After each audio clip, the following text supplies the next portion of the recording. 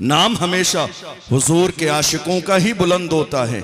और याद रखिएगा, इंसान को कभी भी इस बात की परवाह नहीं होना चाहिए, या तो मैदान में खड़े मत हुई आप अगर इतना जिगर बाकी नहीं है, और मैदान में अगर आना ही चाहते हैं तो ये छोड़ दीजिए कि अंजाम क्या होगा।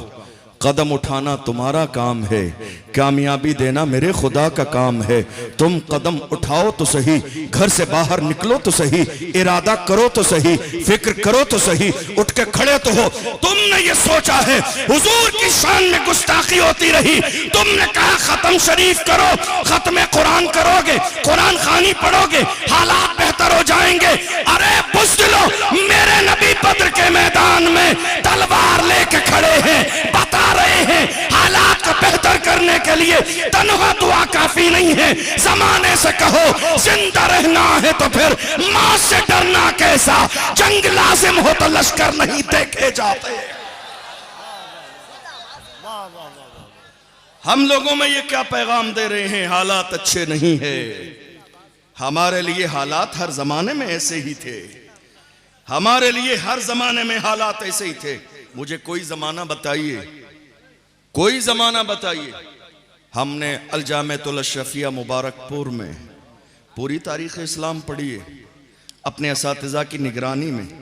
हमने सीरत ज़ियाउन नबी का मुताला किया है, ग़ज़वात को पढ़ा है, सराया को पढ़ा है, सारी चीज़ों को पढ़ा है। हमारे लिए हर ज़माने में हालात इससे ज़्यादा ख़राब थे। हम आज अपने पेट से पत्थर नहीं बांधते हैं, सहाबा ने पत्थर बांधे हैं, मेरे आका ने पत्थर बांधे हैं। हमारे रास्ते में कांटे नहीं बिछाए जा रहे हैं, मेरे आका के रास्ते में कांटे बिछाए गए। आज हमें उस अंदाज में गाली नहीं दी जा रही है, मेरे आका को जिस अंदाज में गाली दी गई। तो हालात उस ज़माने में ज़्यादा ख़राब थे, आज हालात हमारे लिए उतने ख़राब नहीं हैं। इसलिए ये जो खौफ जवानों के सीने में पैदा किया जा रहा है, आज होता क्या है, थोड़े से ज़माने पहले की बात है, जब हुजूर की शान में गुस्ताखी की गई, कौम के जवान बेदार हो गए और उसके बाद वो अपने बड़ों के पास गई और कहा, साहब हम कानून के दायरे में रहते हुए नामूस रिसालत के मसले पर खड़े होना चाहते हैं, कानून के दायरे में रहते हुए। मैं एक लफ्ज़ का बार बार इशारा करूँगा, कानून के दायरे में, इसलिए कि मुल्क के कानून को जितना कौम मुस्लिम फॉलो करती है, शायद दूसरे लोग इतना फॉलो नहीं करते हैं। ये हमारी पहचान है, ये हमारा सीना है, ये हमारा जिगर है, इसलिए फॉलो करते हैं कि हमारे आबा अजदाद ने इस मुल्क की आज़ादी के लिए सर से कफन बांधा है, तब जाके मुल्क में लोग चैन की नींद सोते हैं। हम इसीलिए कहते हैं जब पड़ा वक्त चमन पे तो लहू हमने दिया, आज कहते हो कि गुलशन में तेरा काम नहीं। हम भी तामीर वतन में हैं, बराबर के शरीक, दरो दीवार अगर तुम हो तो बुनियाद है हम। हिंद को नाज है जिस पर वो निशानी हम है, ताज और लाल किले के यहाँ बानी हम हैं। न घबराओ मुसलमानों, खुदा की शान बाकी है, अभी इस्लाम जिंदा है, अभी कुरान बाकी है। ये दुश्मन क्या समझते हैं जो अपने दिल में हंसते हैं, अभी तो करबला का आखिरी मैदान बाकी है। नारे तकबीर, नारे रिसालत, फैज़ाने गरीब नवाज, फैज़ाने गौसे आज़म, फैज़ाने हुजूर फजले रहमा, उलमाए अहले सुन्नत, मसलके आला हजरत।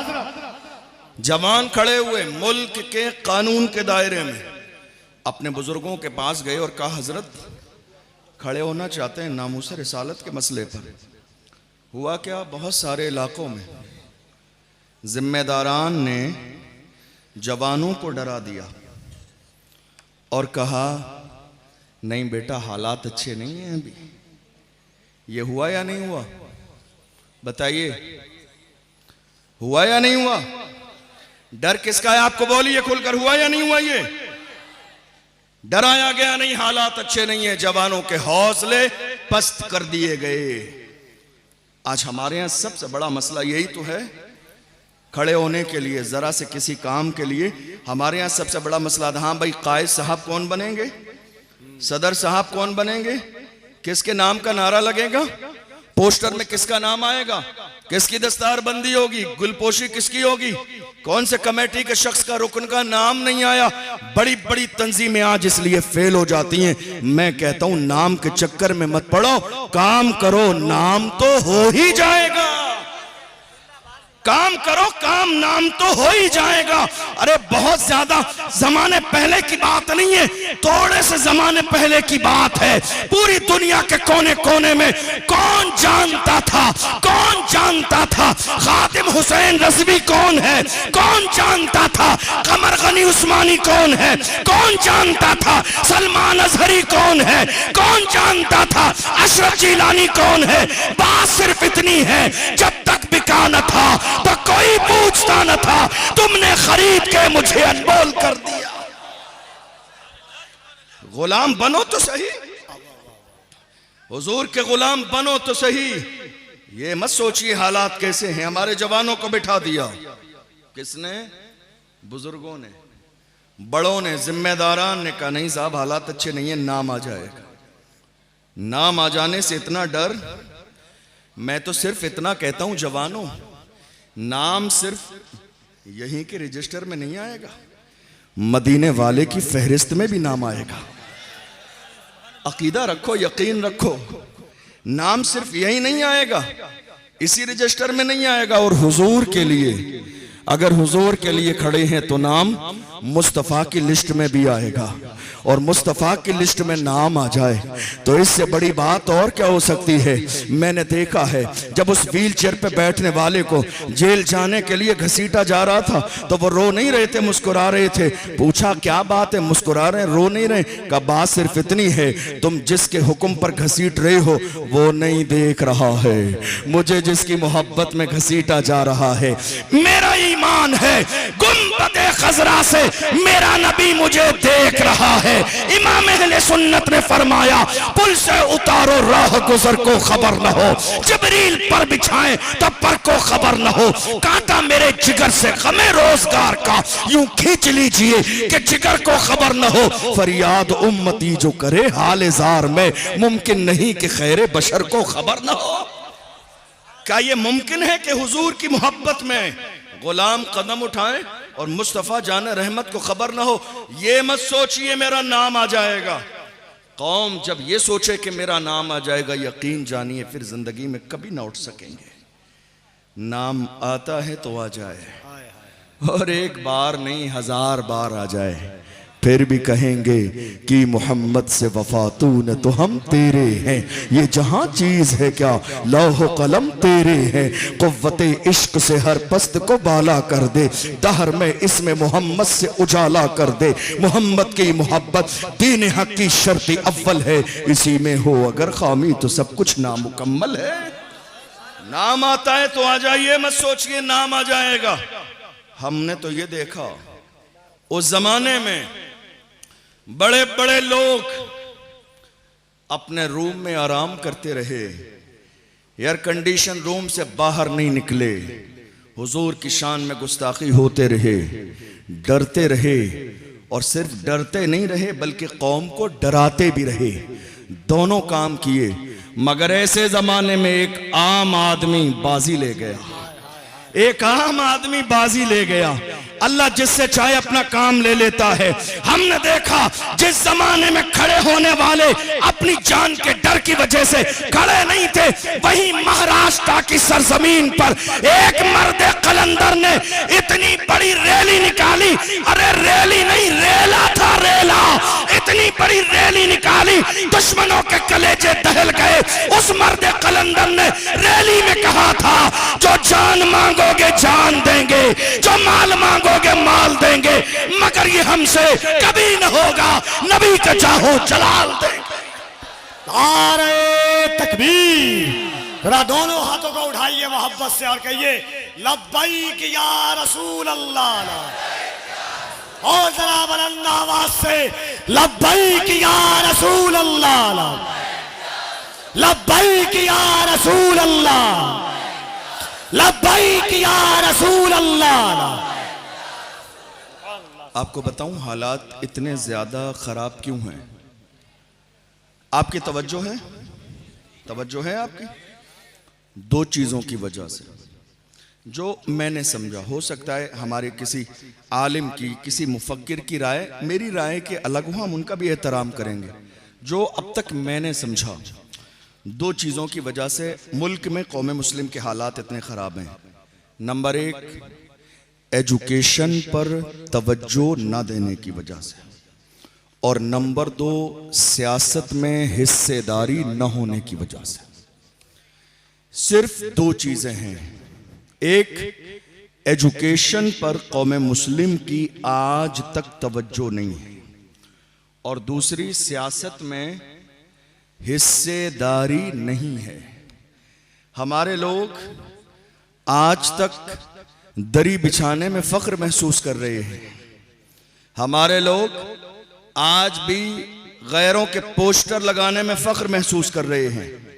हमारे लोग आज तक गैरों के लिए स्टेज लगाकर उन्हें सोफे पे बैठने नहीं दिया जा रहा है। स्टेज लगाने के बाद धक्के मार के नीचे उतार दिया जाता है, फिर भी नीचे बैठ के गलत बयान सुन के तालियां बजा रही हैं। ये हाल आज हमारी कौम के लोगों का हो गया। मिजाज क्या बना लिया, कोई बात नहीं, नेता लोगों के साथ रहेंगे, कम से कम गली मोहल्ले के छोटे मोटे नेता कहलाएंगे। अपनी फिक्र को जरा संभाल लीजिए। वाइट कुर्ता पजामा पहनने से कोई कौम का नेता नहीं हो जाता है। अपने आप को नेता समझने से कोई नेता नहीं होता है। किसी गैर की दरी बिछाने से कोई नेता नहीं होता है। किसी गैर के जय विजय के नारे लगाने से कोई नेता नहीं होता है। याद रखिएगा, अल्लाह ने हमें गुलामी के लिए पैदा नहीं किया है, खुदा ने हमें क़यादत के लिए पैदा किया है। खुदा ने हमें लीडरशिप के लिए पैदा किया है। हम नारा क्यों लगाएं? अल्हम्दुलिल्लाह इमाम अहमद रजा के पीर खाने मारहरा मुतहरा से आवाज आई, किसी की जय विजय हम क्यों पुकारें, क्या गरज हमको, हमें काफी है सैयद अपना नारा या रसूल अल्लाह। आज हालात हमारी निगाहों के सामने, एक, सियासत पर तवज्जो नहीं और हिस्सेदारी नहीं, और दूसरी, एजुकेशन पर। आपको बताऊं, मैं 75 साल का जमाना गुजर गया इस मुल्क को आजाद हुए, और इतने लंबे जमाने में है कोई आपके पास सियासी प्लेटफॉर्म? नहीं है। कोई आपकी अपनी सियासी आवाज? नहीं है। कोई आपका सियासी रहनुमा और कायद? नहीं, और शायद कोई बन भी नहीं सकता है, जो कि हमारी कौम के कान इतने कमजोर हैं, ये काम करने वालों की कदर नहीं करते हैं, कान भरने वालों की कदर करते हैं। कान इतने कमजोर हैं हमारी कौम के, और बाज़ाब्ता अपने ही लोगों के खिलाफ एक मुनज़्ज़म साजिश का जाल बुन के तैयार कर देते हैं। हालत यह है, मुल्क आजाद हुआ, एक सियासी पार्टी थी इस मुल्क में, सबने उसी का दामन थाम लिया, लेकिन थोड़े से जमाने के बाद लोगों को यह बात समझ में आ गई, हिस्सेदारी क्या है और ताबेदारी क्या है, हिस्सेदारी क्या है और गुलामी क्या है। लोग अलग होते गए, सियासी पार्टियां बनती गईं। तन्हा मुसलमान 75 सालों में आज तक इस इंतजार में है कि साहब हमें वफादारी का सर्टिफिकेट मिल जाए, लेकिन ना मिला है आज तक और ना मिलेगा कयामत तक। याद रखिएगा, आप अपने जहन को जरा सा कुशादा कीजिए, हालात का जायजा लीजिए। आज अगर इस मुल्क में एक कुत्ता मर जाए तो बाज़ाब्ता न्यूज उसकी भी अखबार में आ जाती है। अगर आज जरा सी बात हो जाए तो हमारे लोग, हमारे नेता आज के जमाने में अपने बाज़ाब्ता ट्विटर अकाउंट पर अफसोस जाहिर कर देते हैं। जरा सीने पे हाथ रख के मुझे बताइए, हुजूर की शान में गुस्ताखी होती रही है कोई नेता बोलने वाला दो जुमले? किसी ने अपने सोशल अकाउंट पर दो जुमले कहे हों, किसी ने ट्विटर अकाउंट पर अफसोस के दो जुमले कहे हों, हुजूर की शान में गुस्ताखी हो गई, कोई एक जुमले बोलने वाला नहीं। और यह हादसा एक बार नहीं हुआ, 2-4 साल के जमाने में कई बार जगह जगह मेरे आका की शान में गुस्ताखी हुई। मुझे बताइए, जिसे आपने अपना लीडर कहा, जिसे आपने वोट दिया, जिसे आपने अपना नेता कहा, क्या हुजूर की शान में गुस्ताखी के बाद वो आपके साथ खड़े हुए? नहीं, एक शख्स भी आपको ऐसा नजर नहीं आएगा इस मुल्क की सरजमीन पर। क्या आज भी वक्त नहीं आया हमें सोचने के लिए? क्या सियासी तौर पर हमें सोचना क्या है? हमारी अजान की बात आई, कोई बोलने के लिए आगे नहीं आया। मस्जिद की बात आई, कोई नहीं आया। कितनी मस्जिदों पे बिल्डोजर चला दिए गए, कोई एक जुमला बोलने वाला नहीं। मुल्क में कितने मदरसों पे ताले लगा दिए गए, कोई बोलने वाला नहीं। कितने इलाकों में लाउड स्पीकर उतार दिए गए मस्जिदों से, कोई बोलने वाला नहीं। कितने जलसे और जुलूस की परमिशन लास्ट मोमेंट पर कैंसिल हो गई, कोई एक जुमला बोलने वाला नहीं। कितने जवान जेल में डाल दिए गए, जुल्मन कैद कर दिए गए, कोई एक जुमला बोलने वाला नहीं। फिर भी आज कौम मुस्लिम ये समझने के लिए तैयार नहीं है कि सियासी तौर पर हमारी जिम्मेदारी क्या है। सियासी तौर पर हमें जागना होगा, सियासी तौर पर हमें अपनी क़यादत को मजबूत करना होगा, सियासी तौर पर हमें गुलामी की नहीं आजादी की जरूरत है।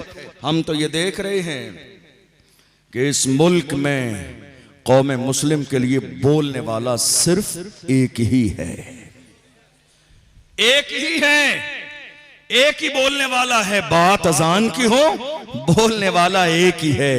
बात नमाज की हो, बोलने वाला एक ही है। बात सलमान अजहरी की हो, बोलने वाला एक ही है। बात तबरेज अंसारी की हो, बोलने वाला एक ही है। बात पहलू खान की हो, बोलने वाला एक ही है। बात सीए और एनआरसी की हो, बोलने वाला एक ही है।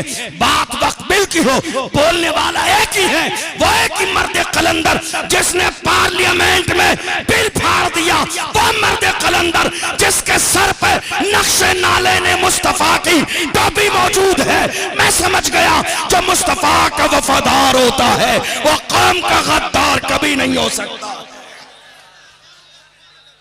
जरूरत इस बात की है कि मेरी कौम की आंखें खुल जानी चाहिए। जरूरत इस बात की है कि मेरी कौम समझे आज मौजूदा दौर के हालात क्या हैं। हमने सियासत को बिल्कुल नाजायज और हराम समझा है। यही वजह है कि आज हमारे जलसों के, पूरे हिंदुस्तान के जलसे के पोस्टर देख लीजिए, उसके नीचे लिखा होगा नोट करके, हमारे जलसे को सियासत से कोई लेना देना नहीं है। हमें सियासत से कोई लेना देना नहीं है। आपने सियासत के मैदान में अपनी कुर्सी खुद ही छोड़ दी, खुद ही आपने कह दिया हमें सियासत से कोई लेना देना नहीं है। याद रखिएगा, जो लोग कहते हैं ना हम सियासत नहीं करेंगे, वो याद रखें उनके साथ सियासत कर दी जाएगी। सियासत आप नहीं करेंगे, आपके साथ कर दी जाएगी। हमने तो हमारी कौम की बुज़दिली यहां तक देख ली। 2-3 साल के जमाने में बेशुमार उलमा इकराम मस्जिदों से बाहर निकाल दिए गए, बेशुमार उलमा इकराम को मदरसों से बाहर निकाल दिया गया। खास तौर पर इमामों को इमामत छोड़नी पड़ी, कमेटी ने निकाल दिया। वजह क्या थी? वजह सिर्फ इतनी थी कि उन्होंने जुमे के खिताब में नामूस रिसालत की बात की। मस्जिद की कमेटी ने आके कहा, हजरत आप यहां इस तरह की तकरीर करते हैं, हमें आगे जवाब देना पड़ता है। उन्होंने व्हील चेयर पर बैठने वाले का नाम अपनी तकरीर में ले दिया जुमे में।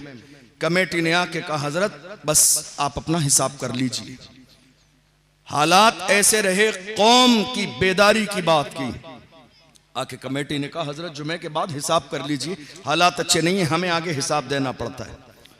मैं तो ऐसी कमेटी वालों से बड़ी मोहब्बत से हाथ जोड़ के कहता हूं, तुम्हारे बस का नहीं है, छोड़ दो।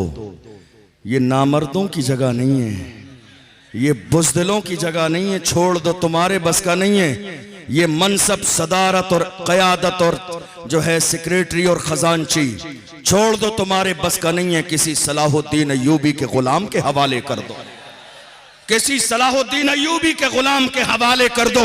और याद रखो, ये कोई फर्जो वाजिब नहीं है। जब तक तुम्हारी सांस चलती रहेगी, तुम सदर रहोगे, सेक्रेटरी रहोगे, खजांची रहोगे, कोई फर्जो वाजिब नहीं है। अरे कुर्सी है तुम्हारी, ये जनाजा तो नहीं है, कुछ कर नहीं सकते तो उतर क्यों नहीं जाते? कुर्सी है तुम्हारी, ये जनाजा तो नहीं है, कुछ कर नहीं सकते तो उतर क्यों नहीं जाते? उसके हवाले कर दो। अल्लाह ने जिसके सीने को सलाहुद्दीन अय्यूबी की तरह जरूरत दी। आज हालात क्या हैं? हमारे अंदर खौफ पैदा करने की कोशिश करने वाले लोग गैर नहीं, हमारे अपने। ये ज्यादा अफसोसनाक सूरत हाल है। और दूसरी तरफ हमने तवज्जो नहीं दी एजुकेशन पर। मैं ये बात बारहा कहता हूं, आज फिर आपसे कहता हूं, तकरीबन मेरा ख्याल है 1.25 साल के करीब का ज़माना गुजर गया। 1.25 साल पहले महाराष्ट्र की सरजमीन पर एक हादसा हुआ था, पूरे मुल्क को मालूम है, आपके जहन में भी है। हमारी एक बहन को, मुस्कान को कॉलेज से बाहर निकाल दिया गया। याद है आपको? किस किस को याद है? जरा हाथ उठाइए। सबको याद है अल्हम्दुलिल्लाह। हमारी बहन कॉलेज से बाहर निकाला। वजह क्या थी? वजह क्या थी? कहा हिजाब अगर लगाना है तो यहां पढ़ने नहीं दिया जाएगा। मैं तो सलाम पेश करता हूं उसके वालिदैन को जिन्होंने तरबियत ऐसी की। मुस्कान ने कहा एग्जाम छोड़ना गवारा है, हिजाब छोड़ना गवारा नहीं। तालीम छोड़ना गवारा है, हिजाब छोड़ना गवारा नहीं है। उस वक्त हमारी कौम का सर शर्मिंदगी से झुका हुआ था। क्यों? क्योंकि बदल पेश करने के लिए हमारे पास कोई चीज नहीं थी जो हम ऐलान करके कहते उत्तर प्रदेश की सरजमीन से कि मुस्कान अगर महाराष्ट्र में पर्दे का इंतजाम नहीं तो हमारे यहाँ कॉलेज है। हमारे पास ऐसा इंतजाम नहीं था।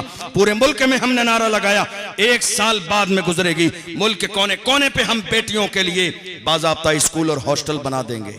आज 1.25 साल का जमाना गुजर गया, बना कोई स्कूल नहीं, कोई कॉलेज बना नहीं, कोई हॉस्टल बना लड़कियों के लिए नहीं, कहीं मुस्कान के लिए कोई इंतजाम हुआ नहीं। बात यही तो है कि हम सिर्फ नारे लगा रहे हैं। हालात बदलने के लिए प्रैक्टिकल मैदान में उतरना जरूरी होता है। सलाहुद्दीन अय्यूबी ने सिर्फ नारे नहीं लगाए, वो जाके मस्जिद अक्सा के सामने खड़े हो गए थे। अर्तुगरुल गाजी ने सिर्फ जिंदाबाद के नारे नहीं लगाए, छोटा सा लश्कर लेके चले थे। जमाना कहता था अर्तुगरुल गाजी तादाद कम है, दुश्मन ज्यादा है, तो वो मर्द कलंदर नारा लगाता था हमारा भरोसा तीर और तलवार पर नहीं है, हमारा भरोसा है तो खुदा की जात पर है, हमारा भरोसा है तो परवरदिगार की रहमत पर है। दुनिया ने पुकार के कहा था मैं अकेला ही चला था जानिबे मंजिल, मगर लोग मिलते गए और कारवां बनता गया। आज हमारी जिम्मेदारी क्या है? हम सिर्फ नारे लगाते रहे? नहीं मेरे अजीजों, नारे भी लगाइए लेकिन प्रैक्टिकल काम करने की प्लानिंग कीजिए। हालात कभी नहीं बदलेंगे। और दूसरी बात बताऊं, जब इलेक्शन का जमाना आता है दुनिया की सारी कौमें, तवज्जो है आपकी, परेशान तो नहीं हो रहे हैं आप? मेरी बात समझ आ रही है आपको? दुनिया की सारी कौमें आज के ज़माने में जब इलेक्शन का ज़माना आता है तो उनकी पूरी एक फ़ाइल तैयार होती है। बहुत संजीदगी से सुनिए, पूरी एक फ़ाइल तैयार होती है उनके मुतालबात कि साहब उन्हें अपने नेता से क्या क्या चाहिए, जिसके बदले में पूरी कौम एक जगह वोट देगी। अफसोस इलेक्शन की रात तक कौम मुस्लिम में यह फिक्स नहीं होता है कि मुसलमान किधर जा रहे हैं। आखिरी रात तक हमारे यहां यह तय नहीं होता है। और दूसरी बात, हमें लंगर खाने की ऐसी आदत पड़ी हुई है कि हम इलेक्शन के वोट में भी, घर में 10 वोट हैं तो कसम खाने के लिए 10 वोट खराब कर दिए जाते हैं।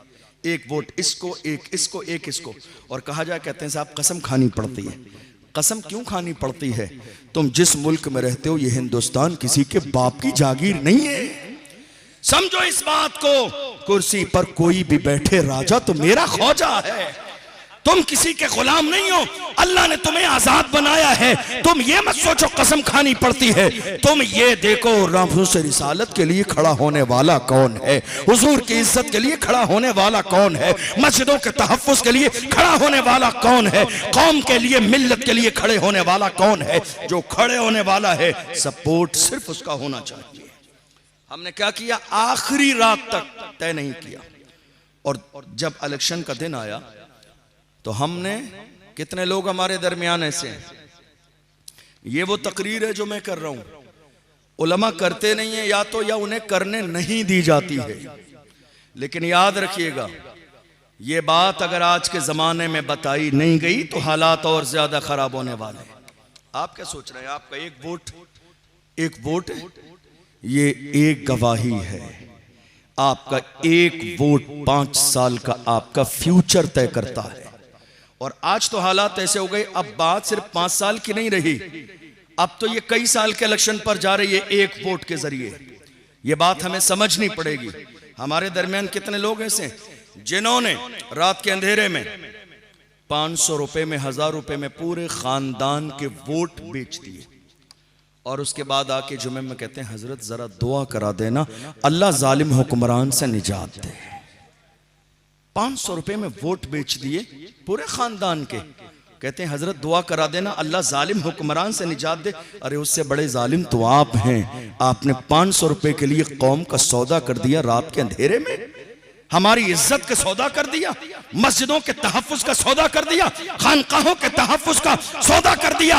अल्लाह की इज्जत की कसम खा के कहता हूं आज मारूफ मुल्क जैसे शहजादे जो है इस दुनिया में जिंदा हैं, ये खानकाहों का वकार सलामत है इन बुजुर्गान दीन की वजह से, वरना हमारी कौम में छुपे हुए दलालों ने इस बात में कोई कसर बाकी नहीं छोड़ी थी कि मस्जिदों, मदरसों और खानकाहों का तहफ्फुज पामाल हो जाए। अल्लाह इन शहजादों को सलामत रखे जिन्होंने हर तरह की कुर्बानियां दी हैं, मगर खानकाहों का तहफ्फुज बाकी है, उनकी शान बाकी है, उनकी इज्जत बाकी है, उनके अपने औरादो वज़ाइफ बाकी है। मगर याद रखिएगा दुनिया की कोई कौम वो जंग कभी नहीं जीत सकती जिसमें दलाली करने वाले अपने लोग मौजूद हों।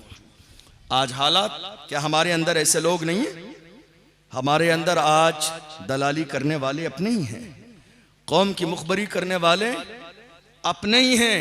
और वो क्या सोच रहे हैं मालूम है? जब परेशानी का वक्त आएगा, मारा जाएगा, तो मेरे साथ बड़ी इज्जत का मामला होगा, मेरे लिए तो रेड कलर का कारपेट बिछाया जाएगा।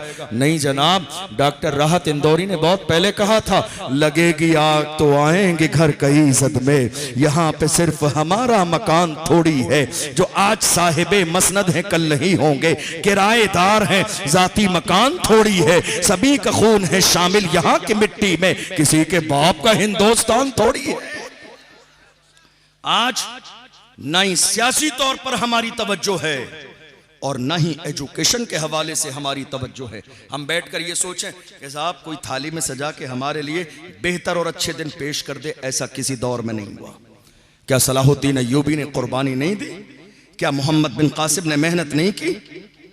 क्या अर्तुगरुल गाजी ने मेहनत नहीं की? क्या सल्तनत उस्मानिया कायम करने के लिए उस्मान गाजी ने कुर्बानियां नहीं दी? क्या टीपू सुल्तान ने इस मुल्क की आजादी के लिए कुर्बानियां नहीं दी? हालात ऐसे थे टीपू सुल्तान के महल में, जब कौम की दलाली करने वालों ने अंग्रेजों को दाखिल कर दिया था, और जब वो दाखिल हुए तो लोगों ने आके कहा था टीपू अब जान बचाने की कोई सूरत नहीं है, अपनी तलवार अंग्रेजों के कदमों में डाल दे। ऐसे आलम में टीपू सुल्तान ने कहा था, मैं वो हूं जिसकी मां ने बगैर वजू के कभी दूध नहीं पिलाया है।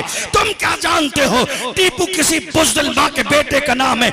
अल्लाह की इज्जत की कसम खा के कहता हूं, जान जाती है तो जाती रहे, मगर गर्दन झुकेगी तो सिर्फ परवरदिगार के सामने, सर झुकेगा तो खुदा के सामने। और वो जुमला जो तारीख में सुनहरे हरफों से लिखा हुआ है, टीपू सुल्तान ने कहा था, शेर की एक लम्हे की जिंदगी गीदड़ की 100 साला जिंदगी से बेहतर है। ये हमारे तेवर हैं, ये हमारी तारीख है, ये हमारा अंदाज है। आज ये तेवर आपके क्यों नहीं है मालूम है आपको?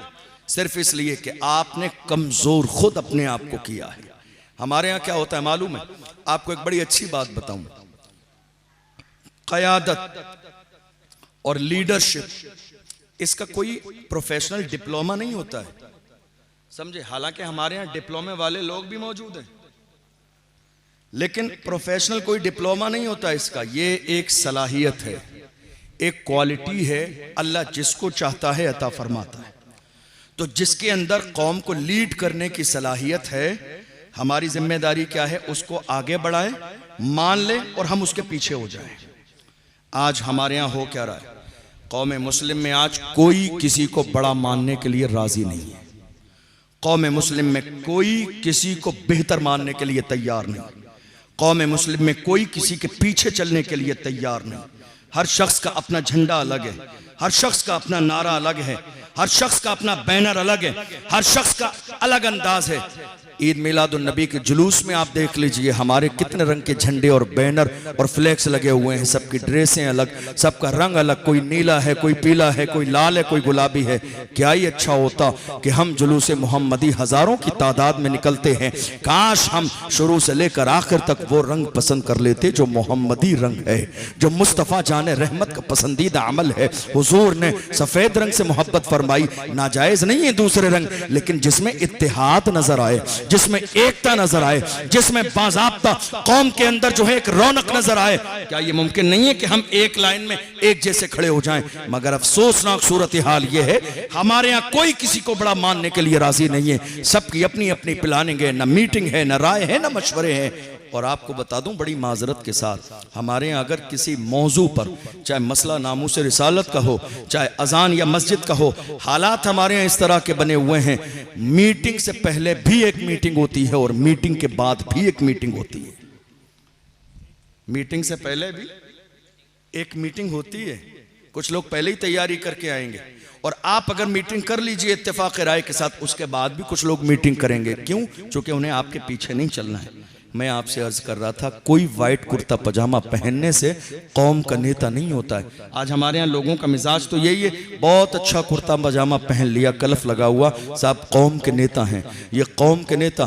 ईद मिलादुन नबी का मौका आया, एक बड़ा सा 10 बाई 12 का फ्लैक्स बना के रोड पे लगा दिया, जिसमें सबसे बड़ा फोटो जनाब का है। हम समझ गए ईद की मुबारकबाद मकसूद नहीं, आपका चेहरा चमकाना मकसूद है। बहुत बड़ा फ्लैक्स लगा दिया, साहब ईद मुबारक हो। अरे जालिमो, तुम्हारी मुबारकबाद देने से ईद मुबारक नहीं है। आज तुम फ्लैक्स लगाने के लिए रोड पे आ गए कि साहब कौम के नेता हैं। तब कहां गए थे जब मेरे रसूल की इज्जत को पामाल किया जा रहा था? तब कहां थे जब हुजूर की शान में गुस्ताखी की जा रही थी? तब कहां थे जब कौम मुस्लिम के घरों पे बिल्डोजर चल रहा था? तब कहां थे जब मस्जिदों को तोड़ा जा रहा था? तब तुम्हारी जबान से एक जुमला नहीं निकला। आज कौम को यह समझाने के लिए कि हम कौम के नेता हैं, आप मैदान में आ गए हैं। नहीं मेरे अजीजों, आज जिम्मेदारी कौम मुस्लिम की है।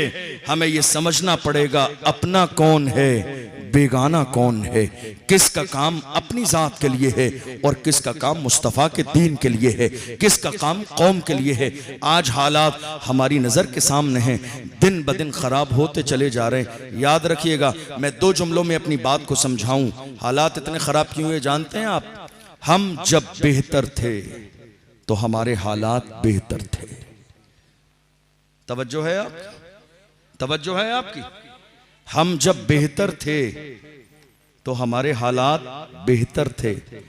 हम जब खराब हुए तो हमारे हालात खराब हो गए। इसका नतीजा क्या निकलेगा मालूम है? हम जिस दिन बेहतर हो जाएंगे हमारे हालात भी बेहतर हो जाएंगे। दुनिया की तमाम कौमों का सबसे कीमती सरमाया उस कौम के जवान होते हैं, और यह कीमती सरमाया हमारे पास भी है। आज आप देख लीजिए, जलसे से लेकर जुलूस तक तादाद किसकी ज्यादा है? पहले होता था जलसों में सिर्फ बुजुर्ग नजर आते थे, अल्हम्दुलिल्लाह आज 95% हमारे जलसे जुलूस में सिर्फ हमारे जवान नजर आते हैं। इसका मतलब है कि बेदारी है, जाग रहे हैं, हुजूर की नामूस के लिए खड़े हैं, लेकिन काम जरा तरीके से करने की जरूरत है। इंशाअल्लाह जल्द इनकलाब आ सकता है अगर कौम के जवान वैसे हो जाएं जैसा कि मुस्तफ़ा जान रहमत सल्लल्लाहु अलैहि वसल्लम ने बनाना चाहा। दुनिया की हर कौम नाज करती है तो अपनी कौम के जवानों पे नाज करती है। दुनिया की हर कौम अगर फख्र करती है तो अपने जवानों पर फख्र करती है। ये जवान बहुत बड़ी तादाद में हमारे पास भी हैं, मगर अफसोस कि मेरी कौम के जवानों को जहां खड़े होना चाहिए था जवान वहां खड़े नहीं हैं। तादाद बहुत बड़ी है, लोग बहुत ज्यादा हैं, फहरिस्त बहुत बड़ी है, हजारों लाखों की तादाद में हमारे पास ये नेमत अल्लाह ने हमें अता फरमाई है, लेकिन जवान जहां खड़े होने चाहिए थे वहां नहीं खड़े हैं। अफसोस हालात इसलिए नहीं बदल रहे, बेहतर हालात इसीलिए नहीं हो रहे, हमारे जवान वहां नहीं खड़े जहां होना चाहिए। आपको बताऊं, रात के 3 बजे शराब के ठेके पर हमारे जवान, रात के 4 बजे जिना के अड्डे पर हमारे जवान। उम्र बताइए जनाब कितनी है? शराब के ठेके पर जो जवान हैं 18 साल की उम्र है, 17 साल की उम्र हमारे जवान। शराब के ठेके पर हमारे जवान, जिना के अड्डे पर हमारे जवान, नशे के लिए हीरोइन यूज कर रहे हैं। एमडी जैसी बीमारी आज हमारे समाज में आ गई है। कितने लोग तो ऐसे हैं नाम बदल के, और उलमा से कहते हैं अरे नहीं हजरत ये एनर्जी ड्रिंक है, नशा नहीं होता इससे। याद रखिएगा, नाम बदल देने से शराब की हुर्मत खत्म नहीं होती है। जो शराब है वो शराब है, जो नशा आवर चीज है वो चीज है, याद रखिएगा। आप नशा कर रहे, कितने लोग तो ऐसे हैं डीजल और पेट्रोल सूंघने के बाद वो उसी नशे में धुत में पड़े हुए हैं। तुम्हारा लेवल इतना डाउन हो गया, तुम्हारा ग्राफ इतना कमजोर हो गया, पेट्रोल और डीजल सूंघने के बाद नाली और नाले के करीब पड़े हुए हैं नशा करके। मैंने किसी भी जमाने में अपनी कौम के जवानों को नशा करने से मना नहीं किया है। मैं तो हमेशा कहता हूं आप खुल के नशा कीजिए, नशा करने से मना कौन करता है, खुल के नशा किया करो। लेकिन ये लोकल वाला नशा मत किया करो, ब्रांडेड नशा किया करो। ये लोकल वाला नशा नहीं जिसको करने के बाद लोग नाली और नाले के दरवाजे पे पड़े रहते हैं, नालियों के करीब, न जाने अपने घर के अंदर की बातें लोगों में दुनिया के लोकल नशे की बुनियाद पर बयान कर देते हैं। अरे मना किसने किया है तुमसे? मैं कहता हूं नशा करो, खुल के नशा करो, मगर वो नशा जो बिलाल हबशी ने किया, जो सलमान फारसी ने किया, जो सुहैब रूमी ने किया, जो हजरत अम्मार ने किया। हालत ये थी बिलाल हबशी को मारा जाता था, घसीटा जाता था, फिर भी कहते थे तू हो के तुरशुरू मुझे काली हजार दे। ये वो नशा नहीं जिसे तुरशी उतार दे। इश्क रसूल का नशा करो, मोहब्बत रसूल का नशा करो, हुजूर की गुलामी का नशा करो, हुजूर की वफादारी का नशा करो। जिस दिन तुम सही माना में मोहब्बत रसूल का नशा करोगे तुम्हारी कामयाबी का वो पहला दिन होगा। हमारे जवान कई बार मेरे पास आते हैं, आप जिस अजीम जात के नाम पर इस कॉन्फ्रेंस में शरीक हैं, हुजूर फजले रहमा, उनकी शान जानते हो? उनकी शान ये थी कि वो लगातार मुस्तफ़ा जाने रहमत का दीदार करते थे। मेरी कौम के कई जवानों ने मुझसे कहा हजरत कोई ऐसा वजीफा बताइए। तवज्जो है आपकी? मैं बस 10-15 मिनट में अपनी बात मुकम्मल करूं, ज्यादा परेशान नहीं करूंगा आपको, और भी बहुत सारी फहरिस्त लंबी है। आखिरी चंद बातें कह रहा हूं आपसे, तवज्जो दीजिए आप। कई नौजवानों ने कहा हजरत कोई वजीफा बताइए। मैंने कहा किस चीज का? कहा हजरत वजीफा बताइए, हम ये चाहते हैं कि हमें ख्वाब में हुजूर का दीदार हो जाए। बात तो बहुत अच्छी है, लेकिन मैं आपसे सिर्फ इतना कहना चाहता हूं, तंज नहीं है मेरा आप पर, आप मेरे अपने हैं, मेरी जिम्मेदारी है आपको एक जहन दूं। हुजूर का दीदार करना चाहते हैं आप? जरा आंखों पर कभी गौर किया? क्या हमारी आंखें उस काबिल हैं कि हम हुजूर का दीदार करें? सोचिएगा क्या कहने लगा हूं। हुजूर के दीदार की तमन्ना है आपको? कौन नहीं चाहता है? हम तो हमेशा कहते हैं, सुना है आप हर आशिक के घर तशरीफ लाते, मेरे घर में भी हो जाए चरागा या रसूल अल्लाह। हम तो ये पढ़ते ही हैं, लेकिन आप तमन्ना कर रहे हैं ख्वाब में दीदार हो जाए, मेरी आंखें हुजूर को देख लें। जरा अपनी इन आंखों पर गौर कीजिए, आंखें कितनी अजीम होती हैं। मेरे इमाम ने कहा जिस तरफ उठ गई दम में दम आ गया, उस निगाहे इनायत पे लाखों सलाम। ये आंखें, ये नजर कितनी अजीम होती है। क्या दिल पे हाथ रख के सोचिए, क्या हमारी आंखें इस काबिल हैं कि हम हुजूर का दीदार करें? वो करम फरमा दें तो बड़ी बात नहीं है, लेकिन हमारी आंखें सुबह से लेकर शाम तक आज गुनाह के मंजर देख रही हैं। हमारी आंखें आज सोशल मीडिया पर इन रील्स के जरिए हजारों ऐसी नाजायज और हराम चीजें देख रही हैं जो किसी भी दौर में किसी भी कलमा पढ़ने वाले के लिए जायज नहीं है। आप कह रहे हैं साहब दुआ कर दीजिए हमें, मुस्तफा जाने रहमत हमको हम अपनी आंखों से देख लें। ए मेरे अजीजों, जिस दिन तुम्हारी आंखों में हुजूर को देखने की सलाहियत पैदा हो जाएगी, वो देर नहीं फरमाएंगे, वो करम फरमा देंगे।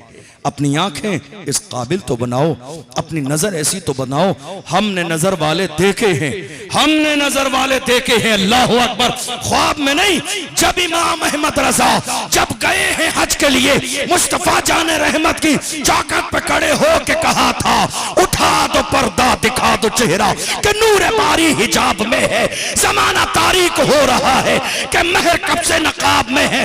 जब दीदार न हुआ तो कहते हैं वसुए लाल हजार फिरते हैं, तेरे दिन ए बहार फिरते हैं, जो तेरे दर से यार फिरते हैं, दर बदर यूं ही ख्वार फिरते हैं। आह कल ऐश तो किए हमने, आज वो बेकरार फिरते हैं। कोई क्यों पूछे तेरी बात रजा, तुझसे कुत्ते हजार फिरते हैं। बात जब यहां तक आई तो इमाम अहमद रजा ने सोते हुए नहीं, जागते हुए खुली आंखों से मुस्तफा के चेहरे का दीदार किया।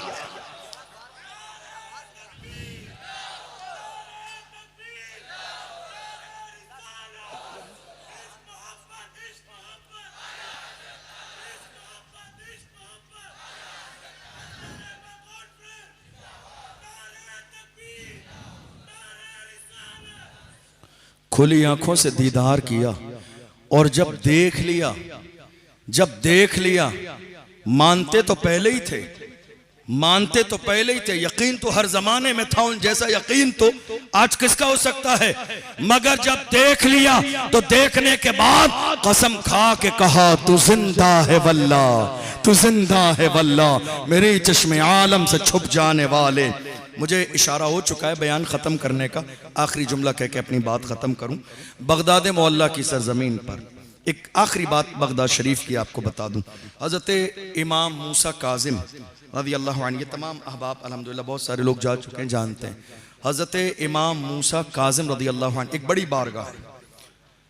हमारे सीनों में जो खौफ पैदा करने की कोशिश की जा रही है, जिस बंदे को ये यकीन हो जाए ना कि मौत और जिंदगी का मालिक परवरदिगार है, बस फिर उसके सीने से डर और खौफ निकल जाता है। वो हक बात अलल ऐलान बयान करता है। याद रखिएगा, रज़्ज़ाक़ मेरा रब है, जिंदगी देने वाला मेरा रब है, इज्जत देने वाला मेरा रब है। ना आपके चाहने से मेरी इज्जत कम होगी, ना आपके बढ़ाने से बढ़ जाएगी। अल्लाह ने कुरान में कहा है वतुइज़्ज़ु मन तशा वतुज़िल्लु मन तशा, अल्लाह जिसको चाहता है इज्जत से नवाज देता है। हज़रत इमाम मूसा काज़िम रज़ी अल्लाह अन्हु, आखिरी जुमला बता रहा हूँ आपको। खलीफा के दरबार में बुलाया गया। खलीफा को हमेशा डर ये रहता था कि साहब इनका ताल्लुक अहले बैत से है तो इनकी इज्जत ज्यादा होगी, मैं हाकिम वक्त होते हुए वो मेरी मकबूलियत नहीं है लोगों में। लोग अपनी परेशानियां मसाइल लेकर इनके यहाँ जाते हैं, तो हसद की बुनियाद पर बड़े मजमे में बुलाया उनको। और जब वो तशरीफ लाए तो अपने पैरों में बहुत आलीशान जूते पहन कर आए। बुजुर्गों ने इसीलिए फरमाया कि उलमा इकराम को अपने पैरों में बहुत आलीशान जूते पहनना चाहिए, बहुत आलीशान अच्छी चीजें इस्तेमाल करनी चाहिए। आलीशान जूते पहन कर आए। खलीफा वक्त मौजूद है, भीड़ मौजूद है। उसने तंज के तौर पर कहा, लोगों को मुखातब करते हुए कहा, ये देखो आले रसूल हैं मगर कितने शान और शौकत के साथ आए हैं, देख लो पैरों में इनके आलीशान जूते हैं। वो ये बताना चाहता था कि शायद इनके अंदर वो आजिज़ी नहीं है। बड़ा हमारे यहाँ मिजाज है ना, कोई अच्छे कपड़े पहन ले तो हम सोचते हैं कि साहब इसके अंदर आजिज़ी नहीं है। आजिज़ी का ताल्लुक और आजिज़ी न होने का ताल्लुक सिर्फ ज़ाहिरी तौर पे अच्छे लिबास से नहीं, दिल से होता है। अल्लाहु अकबर। मेरे आका ने फरमाया मन तवाज़अ लिल्लाहि रफ़अहुल्लाह, जो अल्लाह के लिए झुक जाता है अल्लाह उसे दर्जों बुलंदियां अता फरमाता है। हज़रत इमाम मूसा काज़िम के जूतों पर जब तंज किया गया, भरे मजमे में कहा देखो कितने आलीशान जूते पहन कर आए हैं। जहन हाजिर होगा तो समझ में आएगा कि कौमे मुस्लिम के तेवर क्या थे। जब जूतों पर एतराज किया गया तो इमाम मूसा काज़िम ने भरे मजमे में ललकार के कहा, ओ जालिम याद रख, हम मुस्तफा के गुलाम अपने पैरों में आलीशान जूते इसलिए पहनते हैं ताकि तुम जैसों की नजर हमारे जूतों पे रहे, तुम जैसों की नजर हमारे जूतों पे रहे। तुम इस काबिल नहीं हो कि हमारी पेशानी देखो। हम अपने पैरों में आलीशान जूते इसलिए पहनते हैं ताकि तुम जैसों की नजर हमारे जूतों पे रहे। तुम इस काबिल नहीं हो कि हमारी पेशानी देखो। ये तेवर थे कलमा पढ़ने वालों के, ये तेवर थे मुस्तफ़ा जान रहमत के गुलाम के। आज जो हालात बिगड़े हुए हैं, अल्लाह ने कुरान अजीम में कहा इन्नल्लाह ला युगय्यिरु मा बिक़ौमिन हत्ता युगय्यिरु मा बिअनफुसिहिम। खुदा ने आज तक उस कौम की हालत नहीं बदली, न हो एहसास जिसको अपनी हालत खुद बदलने का। जब तक हमें खुद एहसास नहीं होगा कि हमारे हालात बदल जाए, तब तक हालात नहीं बदलेंगे। जवानों, अपने अंदर से शराब, जुआ, नशा, सट्टा, ये दीन से बेजारी, तमाम चीज़ें ख़त्म करके मुस्तफ़ा के सच्चे ग़ुलाम बनो और ज़माने की आंखों में आंखें डाल के कहो, दुनिया जिस तरफ जाती है जाती रहे, अपना सब कुछ गुंबद खजरा कल भी था और आज भी है, मेरे नबी से मेरा रिश्ता कल भी था और आज भी है।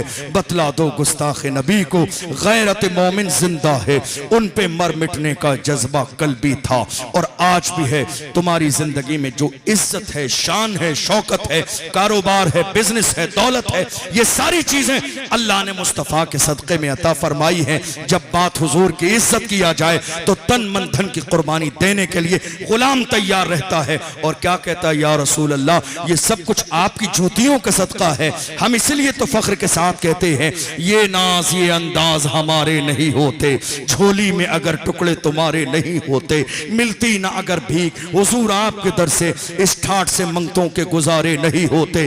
बेदाम ही बिक जाइए बाजारे नबी में, इस शान के सौदे में खसारे नहीं होते, जब तक के मदीने से इशारे नहीं होते, रोशन कभी किस्मत के सितारे नहीं होते। सबसे ज्यादा क्या चीज है हमारे मुल्क में? सबसे ज्यादा खौफ है हमारे सीनों में, और अल्लाह का खौफ नहीं है। जितना डर मौजूदा दौर में आज हमारे और आपके सीनों में है दुनिया का, अगर इतना डर अल्लाह का हो गया होता तो अल्लाह सबको विलायत के मकाम से नवाज देता। लेकिन हमारे और आपके सीनों में अल्लाह का वो डर नहीं है, हालात का इतना ज्यादा डर है। हम में से हर शख्स की जबान पर ये रोना है कि हालात आज अच्छे नहीं हैं। ये बात बिल्कुल परफेक्ट है कि हालात अच्छे नहीं हैं, लेकिन क्या वो वक्त नहीं आया कि हम बैठकर गौर करें कि हालात अच्छे क्यों नहीं हैं? क्या वो दिन नहीं आए कि हम बैठकर इस बात पर गौर व फिक्र करें कि हालात खराब होने के असबाब और वजूहात क्या हैं, और आज कौम के लिए, मिल्लत के लिए हालात बेहतर बनाने वाली वो कौन सी चीज है, वो कौन सा नुस्खा है जिसकी बुनियाद पर अगर उस नुस्खे पर अमल किया जाए तो हालात बेहतर हो जाए। ये आज कौम मुस्लिम की जिम्मेदारी है कि वो बैठें, संजीदा हों और गौर व फिक्र करें कि हालात बेहतर बनाने के लिए हमारी और आपकी जिम्मेदारी क्या है। हमारे यहाँ कौम मुस्लिम का मिजाज क्या बना हुआ है जानते हैं आप? हमारे यहाँ मिजाज लोगों का ये बना हुआ है कि अगर मेरी जिंदगी में परेशानी नहीं है, मेरा कारोबार बेहतर है, मेरा बिजनेस बेहतर है, मेरी औलाद अच्छे स्कूल में पढ़ती है, मैं आराम से 2 वक्त की रोटी खाता हूं, तो अब समाज में क्या होता है मुझे उससे कोई लेना देना नहीं है। हमारे यहाँ बहुत सारे लोगों ने ये सोच बना ली, और जब से कौम मुस्लिम में ऐसी सोच बनी है तभी से हालात दिन ब दिन खराब होते चले जा रहे हैं। इसलिए कि एक मुसलमान सिर्फ अपने लिए नहीं जीता है, बल्कि एक मुसलमान को जिम्मेदारी दी गई है कि वो जिस समाज में रहे वो हर चीज की फिक्र करे कि हालात कैसे हैं। उसे इस बात की भी फिक्र हो कि मस्जिदें महफूज हैं या नहीं हैं, उसे इस बात की भी फिक्र हो मदरसे महफूज हैं या नहीं हैं, उसे इस बात की फिक्र हो कौम के जवान महफूज हैं या नहीं है, उसे इस बात की भी फिक्र हो जवानों का ईमान सलामत है या नहीं है, उसे इस बात की फिक्र हो हुजूर की इज्जत पर हमला देने वाले जिंदा और सलामत हैं या नहीं है, उसे इस बात की भी फिक्र हो कि आने वाला दौर कौम मुस्लिम के लिए कैसा दौर होगा।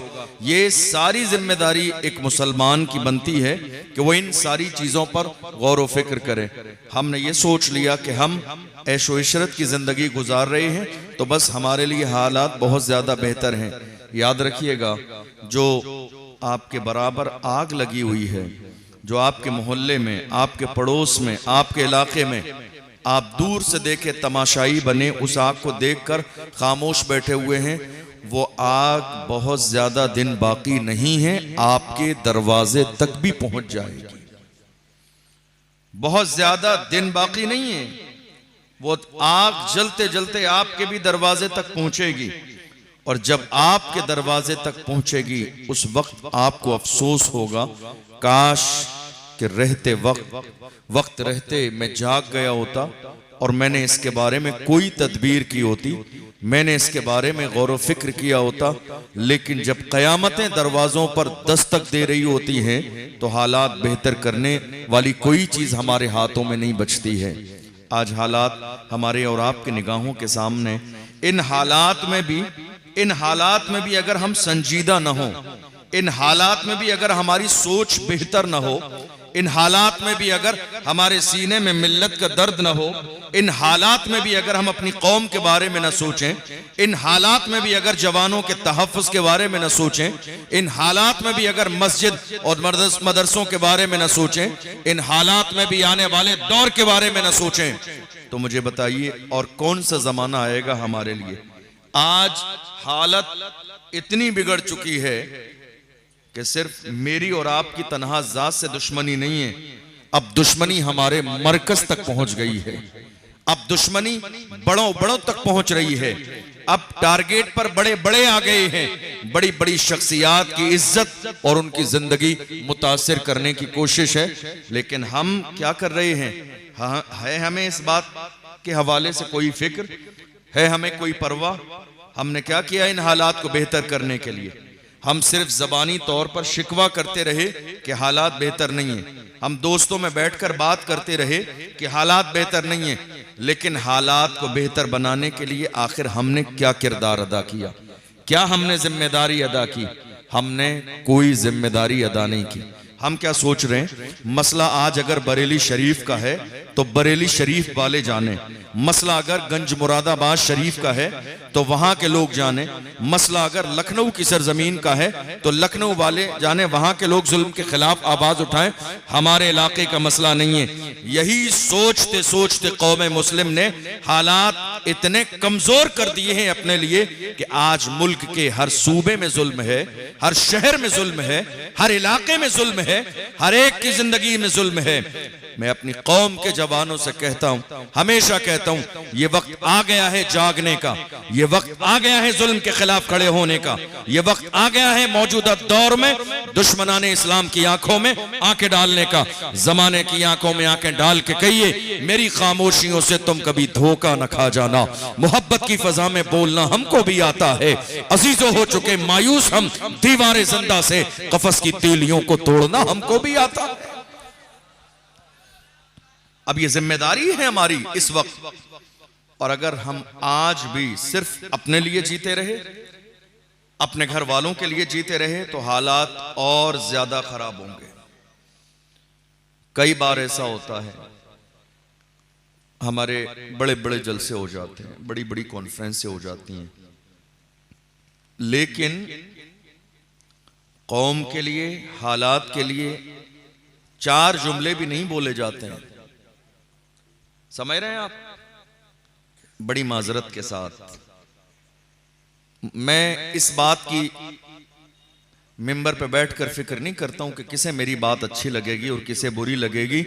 जो हक है वो बोला जाना चाहिए, जो सच है वो बोला जाना चाहिए, इसलिए कि हम इमाम अहमद रजा के गुलाम हैं, इसलिए कि हमारे हाथों में इमाम अहमद रजा का दामन है, जिन्होंने कभी किसी की खुशामद नहीं की है, जिन्होंने कभी जबरदस्ती किसी को राजी करने की कोशिश नहीं की है, जबरदस्ती किसी गैर मुनासिब इंसान के कसीदे नहीं पढ़े। जब इमाम अहमद रजा से कहा गया नानपारा के नवाब की तारीफ कर दें, इनाम मिलेगा, जलाल में आ गए इमाम अहमद रजा और इरशाद फरमाया, अहमद रजा दुनियादार की नहीं तारीफ करेगा तो मदीने के ताजदार की तारीफ करेगा, अहमद मुख्तार की तारीफ करेगा।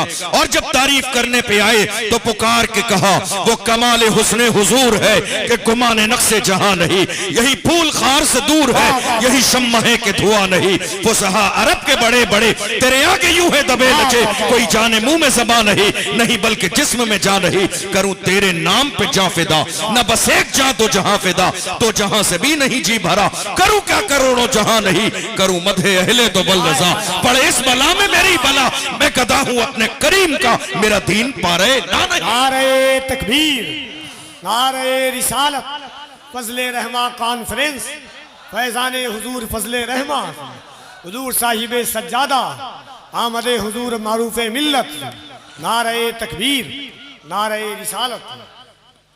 इसलिए मिजाज ये बनाइए, हमें न गलत सोचना है ना ही गलत बोलना है, लेकिन जो हक है वो बोला जाना चाहिए, जो सच है वो बोला जाना चाहिए। और याद रखिए, इश्क, आप कहते हैं ना हम आशिक़े रसूल हैं। कौन है आप? बोलिए आप सो रहे जाग नहीं रहे मेरे साथ। दुनिया यही तो चाहती है कि कौम सो जाए, लोग यही तो चाहते हैं कि मुसलमान सो जाएं, दुनिया यही तो चाहती है मुसलमान गाफिल रहें, दुनिया यही चाहती है मुसलमानों की जबान से एक जुमला ना निकले, दुनिया यही चाहती है क़यामतें इनके दरवाजे पर दस्तक देती रहे मगर इनकी जबान पर एक जुमला ना आए हर्फ शिकायत। दुनिया यही चाहती है कौम मुस्लिम की जबान पर एक जुमला ना रहे, मुसलमान खामोश रहे। बोलिए, इसलिए कि किसी समझदार ने कहा था ये खामोश मिजाजी तुम्हें जीने नहीं देगी, इस दौर में जीना है तो कोहराम मचा। ये बोलने का दौर है, खामोश रहने का दौर नहीं है। दो ही चीजें हैं, मैंने आज तक यही समझा, दो चीजें हैं। आप अगर आशिक़े रसूल हैं तो आशिक होने का हक अदा कीजिए, या फिर ये नारा लगाना बंद कर दीजिए कि साहब मैं आशिक़े रसूल हूं। बस इतना कहिए कि मुझे हुजूर से मोहब्बत है, इसलिए कि मोहब्बत अलग है, इश्क अलग है। मोहब्बत में ख्याल दोनों का है, मगर इश्क में ख्याल सिर्फ यार का रहता है, इश्क में ख्याल सिर्फ महबूब का रहता है, इश्क में ख्याल सिर्फ आका का रहता है, इश्क में ख्याल सिर्फ मदीने वाले मुस्तफा का रहता है। मेरी जात को अगर मेरा ख्याल है तो ये दावा कैसे है कि मेरे दिल में हुजूर का इश्क है? अरे हमने आशिक तारीख में पढ़े भी हैं और रूए जमीन पर आशिक देखे भी हैं। थोड़े से जमाने पहले व्हील चेयर पे बैठने वाला हमने एक मर्द कलंदर देखा जिसका हाल ये था, फैजाबाद के धरने में दिसंबर की सर्दी में बाबा के दोहल जिसने कहा उन्हें जाना उन्हें माना, न रखा गैर से काम, लिल्लाहिल हम्द में दुनिया से मुसलमान गया। जानो दिल हो शुखरत सब तो मदीने पहुंचे, तुम नहीं चलते रजा सारा तो सामान गया। हम अपने आप को कहते हैं हम आशिक हैं, आशिक़े रसूल हैं। इश्क भी है और डर भी है, इश्क भी है और खौफ भी है, इश्क भी है और परेशानी भी है। उस मर्द कलंदर से पूछा गया शहजादों के बारे में बताइए, ये जो दो शहजादे हैं इनके बारे में बताइए। कहते हैं फिक्र न करो, ये मेरे बाद मुझसे ज्यादा दिलेर साबित होंगे, ये मुझसे ज्यादा दिलेर हैं, इसलिए कि खादिम हुसैन ने अपने शहजादों को हराम का लुकमा नहीं खिलाया है, इनकी घुट्टी में इमाम अहमद रजा का इश्क पिलाया है। और जिसकी घुट्टी में इमाम अहमद रजा का इश्क होता है वो तौलता नापता नहीं है, वो यही कहता है तू जिंदा है वल्लाह, तू जिंदा है वल्लाह, मेरे चश्मे आलम से छुप जाने वाले।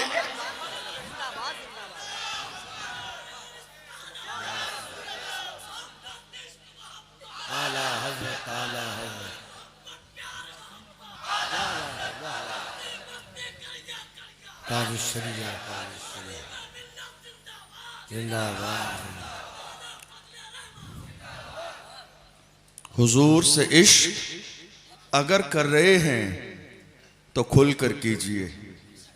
आप यकीन जानिए ये जो मेंबर नूर पर बैठे हैं हमेशा इन लोगों से मुलाकात होती है।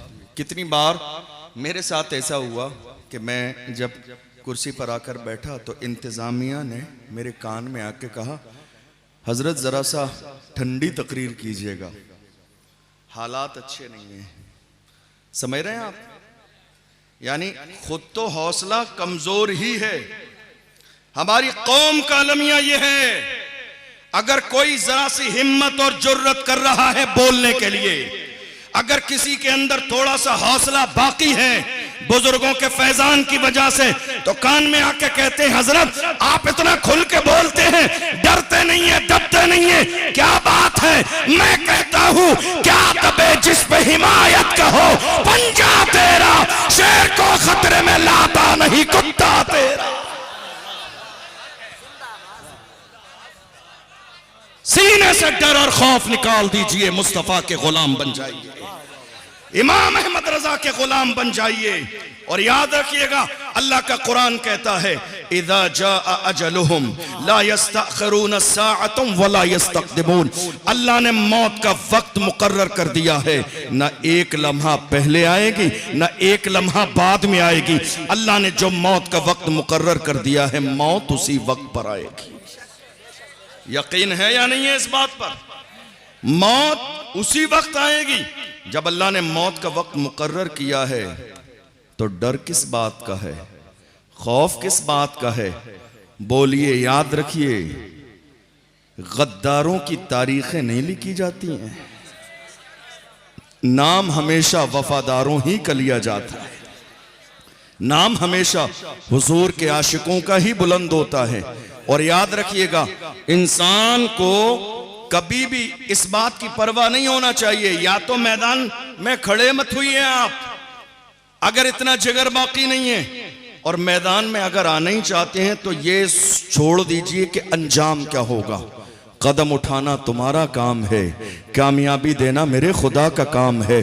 तुम कदम उठा